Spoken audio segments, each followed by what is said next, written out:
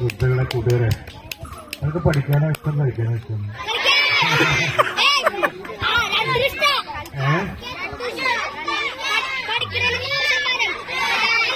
ശരിക്കും ഇവിടെ ഇപ്പോ കളിയിലൂടെയല്ലേ ഇപ്പൊ പഠിച്ചുകൊണ്ടിരിക്കുന്നത്.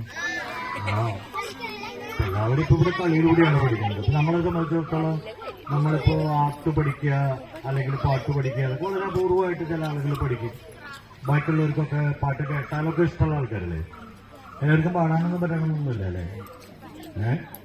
എല്ലാവർക്കും പാടാൻ പറ്റിയെന്ന് വരില്ല, എല്ലാവർക്കും ചിത്രം വരയ്ക്കാൻ പറ്റിയെന്ന് വരില്ല.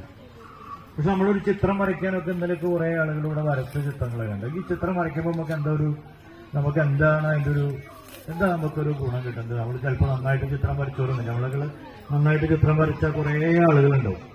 പക്ഷെ നമ്മളോട് വരയ്ക്കാൻ പറയുമ്പോൾ നമ്മൾ എന്താ ആദ്യം ആലോചിക്കാറ്?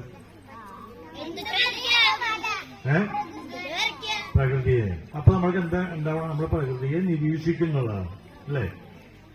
നമ്മൾ പ്രകൃതിയെ ഇങ്ങനെ അന്വേഷിക്കുന്നതാണ് അല്ലെ. ഒരു അന്വേഷണമല്ലേ എല്ലാ പഠിപ്പുകളും എന്ന് പറയുന്നത് അന്വേഷണങ്ങളാണ്. നമ്മൾ കാട്ടിൽ പോകുമ്പോൾ നമ്മൾ കാട്ടിൽ ചെന്നുണ്ടെങ്കിൽ നമ്മളെ നിരീക്ഷിക്കുന്ന ആൾക്കാരുണ്ട്. നമ്മൾ നിരീക്ഷിക്കുന്ന ആരാണെന്ന് അറിയാൻ പറ്റുമോ? ഇല്ല, മൃഗങ്ങളല്ല. ആദ്യം ഒരാൾ നമ്മൾ കൊടുക്കും, അയാളെ എന്നിട്ട് ആകെ ഇൻഫർമേഷനൊക്കെ അയാളെ കൊടുക്കാം.